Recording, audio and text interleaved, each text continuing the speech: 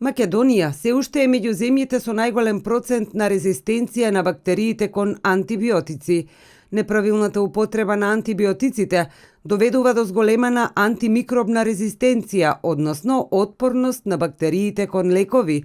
Честопати пациентите сами се лекуваат и тоа неправилно, а други пак терапијата со антибиотици не ја земаат правилно. Бактеријата која што постои во незината структура и во незината градба ќе го поприми дел од антибиотикот и следната генерација на тие бактерии кои што живеат во нашиот организам нема да реагираат, ќе бидат резистентни или отпорни или имуни на тој антибиотик. Долготрајната терапија со антибиотици може да доведе до уништување на цревната флора, предупредува доктор Чолакова Дервишова. Значи се јавува кандида, нешто што е познато кај најголемиот број на население. Таа кандидијаза може да биде низ цел дигестивен тракт, може да биде во вагиналниот тракт да се јави кај жените, значи може да се јави во плунка. Се препорачува со користењето на антибиотици да се зема Б-комплекс, јогурт и слично.